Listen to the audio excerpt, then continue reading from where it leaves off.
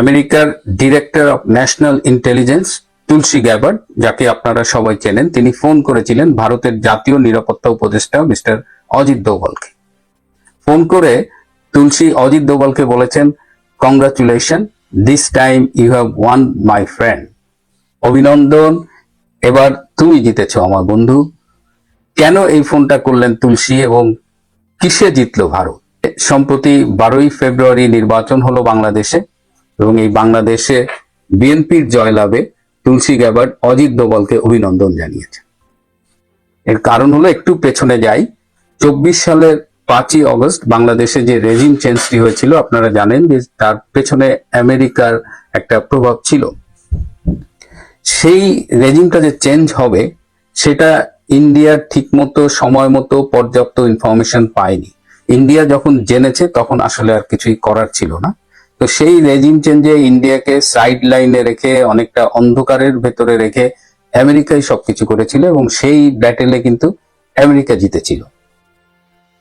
সেই জায়গা থেকে এবারের যে নির্বাচনটা হলো, এই নির্বাচনে আমেরিকার প্রেফারেন্স ছিল জামাতে ইসলাম। আমেরিকা চেয়েছিল জামাতে ইসলাম নির্বাচনে জিতুক, এবং জামাত জিতলে আমেরিকার যেটা সুবিধা হবে, যে আমেরিকার ইন্টারেস্টটা বাংলাদেশে জামাত অনেক বেটার সার্ভ করতে পারবে compare to Awami League and BNP. কারণ আওয়ামী লীগ এবং বিএনপি এই দল দুটোর জনসম্পৃক্ততা এত বেশি যে এরা চাইলেই বিদেশিদের ইচ্ছা মতো সব কাজ করতে পারে না।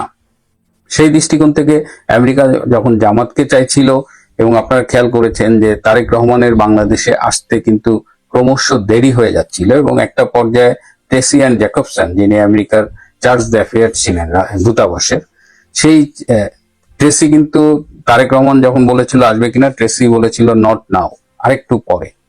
তো তারপরে তারেক রহমান একটু দেরিতে হলেও 25শে ডিসেম্বর বাংলাদেশে এসেছে। এই যে তারেক রহমান এসেছেন, এর আগে কিন্তু 1 বছরের বেশি সময় ধরে তারেক রহমানের সাথে ভারতীয় অনেকেরই যোগাযোগ হয়েছে, খুব গোপনে নেগোসিয়েশন হয়েছে। এটা এতটাই গোপনে নেগোসিয়েশন হয়েছে যে আমরা মানে অধিকাংশই আমরা আসলে জানতে পারিনি। এই নেগোসিয়েশনটা হয়েছে ভারত যখন দেখেছে যে আওয়ামী লীগ এই মুহূর্তে একটু বেকায়দায়, এবং আওয়ামী লীগ হয়তো নির্বাচনে অংশগ্রহণ বা অন্যান্য বিষয় নিয়ে যখন অনিশ্চয়তা দেখা দিয়েছে, তখনই ভারত একটা প্যারালাল চ্যানেল ওপেন করেছে। ভারতের সেই নীতি যে সব ডিম এক ঝুড়িতে রাখা যাবে না, সুতরাং তারা তখন থেকেই বিএনপির সাথে যোগাযোগ শুরু করেছে, বিশেষ করে তারেক রহমানের সাথে লন্ডনে ব্রিটিশ হাইকমিশনার, মানে ব্রিটিশ হাইকমিশনে যিনি ভারতীয় রাষ্ট্রদূত, তিনিও তারেক রহমানের সাথে মিটিং করেছেন। এবং তারই ফলশ্রুতিতে তারেক রহমান কিন্তু 25শে ডিসেম্বর বাংলাদেশে এসেছেন। তারেক রহমানের আসার পথে যতগুলো ক্লিয়ারেন্স দরকার ছিল, তার মধ্যে একটা ইম্পর্টেন্ট ক্লিয়ারেন্স ছিল ভারতের, এবং সেই ক্লিয়ারেন্সটা পাওয়ার পরে তারেক রহমান আসছে। যদি তারেক রহমান বাংলাদেশে না আসতে পারতেন, তাহলে কিন্তু এই নির্বাচনে বিএনপির ল্যান্ডস্লাইড যে ভিক্টরিটা হয়েছে, সেটা শুরুতেই বাধাগ্রস্ত হতো। এবং ওই যে জামাতকে ক্ষমতায় আনার যে প্ল্যান, যেটা আমেরিকান দূতাবাসের পক্ষ থেকে ট্রেসি কাজ করেছেন, ডক্টর ইউনূস কাজ করেছেন, তার কয়েকজন উপদেষ্টা কাজ করেছেন, সবাই মিলে এমন ভাবে গুটি সাজিয়েছিল, প্রশাসন সাজিয়েছিল, যাতে জামাত ক্ষমতায় চলে আসে। সেই জায়গা থেকে ইন্ডিয়া চেয়েছে জামাত যেন কোনো অবস্থায় ক্ষমতায় না আসে। জামাত ক্ষমতায় এলে ভারতের জন্য অনেক রকমের সমস্যা হতো। এমনিতেই ডক্টর ইউনূস অবৈধভাবে ক্ষমতা নিয়ে যেভাবে ভারতের বিরুদ্ধে কামান দেখেছেন, তিনি ভারতের 7 সিস্টার্স দখল করে নেবেন, নানা রকমের হুমকি দিয়েছেন। এবং সেই হুমকির প্রেক্ষিতে ভারত কিন্তু এই চিকেন নেক এবং এই আশেপাশে 5টা সামরিক বেস তৈরি করতে এসে, ইউনূস মোটামুটি ভারতকে এই সাইডে একদম ঘুমারাম করে ফেলছিল। ভারতের এই যে ফোর্স মোবিলাইজেশন অনেক অনেক অনেক ব্যস্ত ছিল।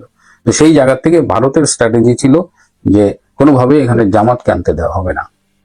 আপনারা জানেন যে খুব রিসেন্টলি ভারত এবং আমেরিকার সম্পর্কটা একটু ভালো যাচ্ছে, তাদের সম্পর্কে বেশ টানাপোড়েন হচ্ছিল গত এই ট্রাম্প ওথ নেওয়ার পর থেকে, কিন্তু বর্তমানে তাদের সম্পর্কে একটু হানিমুন পিরিয়ড চলতেছে।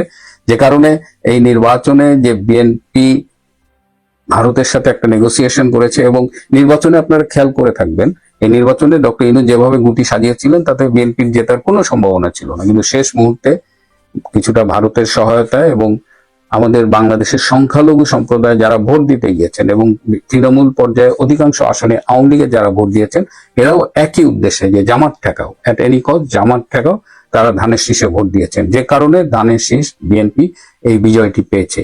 এই বিজয়টি পাওয়ার কথা ছিল না। আমি একটা ছোট্ট উদাহরণ দিই। এই যে বিএনপির মহাসচিব মির্জা ফখরুল আলমগীর, তারও কিন্তু নিশ্চিত পরাজয় ছিল, গো হারা হারতো, কিন্তু শেষ মুহূর্তে হিন্দুরা এবং আওয়ামী লীগরা ভোট দিয়ে তাকে জিতিয়ে দিয়েছে।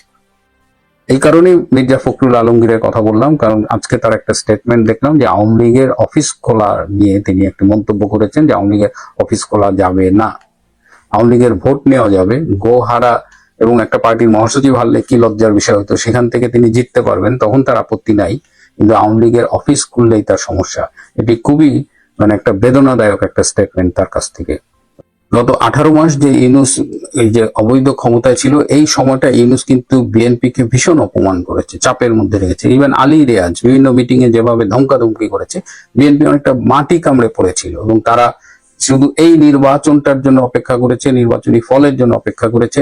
এবং সেই একটা গল্পের কথা মনে পড়ে যে এক লোক এক সুন্দরী মেয়ের প্রেমে পড়েছিল এবং সুন্দরী মেয়েটি তখন অনেক শর্ত দিত যে আমাকে বিয়ে করতে হলে আমাকে একটা গাড়ি কিনে দিতে হবে, আমার নামে একটা বাড়ি লিখে দিতে হবে, আমার নামে কোটি টাকার ফিক্সড ডিপোজিট থাকতে হবে, অনেক অনেক শর্ত। যে শর্তই দেয় প্রেমিক বলে হ্যাঁ রাজি, যখনই বলে গাড়ি দেবো বলে দেবো, বাড়ি দাও দিব, ফিক্সড ডিপোজিট করবো কোটি টাকা দিব, সব দিব। তারপরে বিয়ে করলো, মেয়েটা যখন দেখলো আর এটা তো একটা ভালো ডিল, বিয়ের পরে আর স্বামী বাড়িও দেয় না, গাড়িও দেয় না, ফিক্সড ডিপোজিটও করে না, তখন সেই মেয়েটা বললো যে কি ব্যাপার, তুমি বললা বিয়ে করলে তুমি আমাকে এই দিবা সেই দিবা, কিন্তু কিছুই দেয় না। তখন লোকটা বলেছিল যে আমি তো অবশ্যই দেবো, আমি তো বলিনি দেবো না, তবে কবে দেবো এটা তো বলি নাই।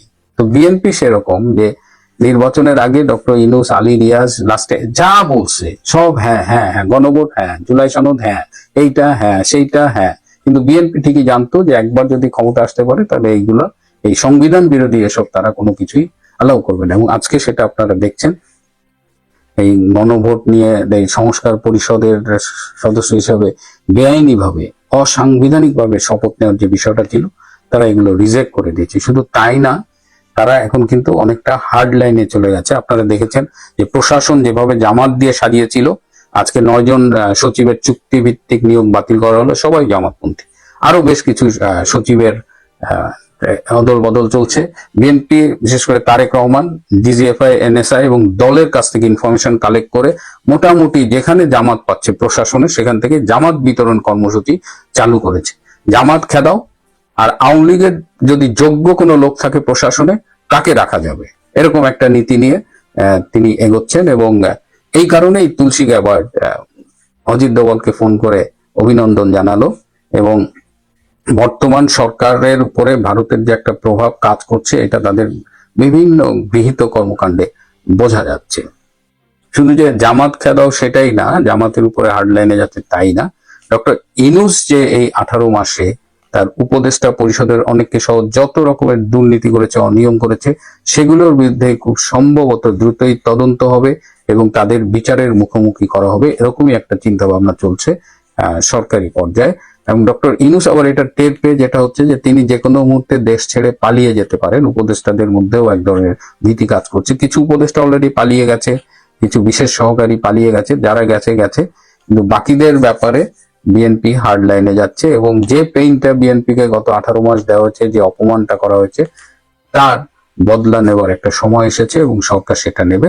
ডক্টর ইউনূসের যে দুর্নীতির কথা শোনা যাচ্ছে, আসিফ নজরুলের যে দুর্নীতির কথা শোনা যাচ্ছে, অন্য উপদেষ্টা, এই যে স্বাস্থ্য উপদেষ্টা, সেও নাকি 9,000 কোটি টাকার অনিয়ম করেছে। তো এই সবগুলো নিয়ে যেভাবে আসছে, তাদের খুব দ্রুতই তাদের বিরুদ্ধে তদন্ত হতে পারে। এবং সেই ক্ষেত্রে ভারতও এই বিষয়টা একটু মনিটর করতেছে, কারণ ভারত, আমেরিকা এইসব দেশের একটা অভ্যাস আছে যে তারা যদি একবার কাউকে টার্গেট করে সহজে ছাড়ে না।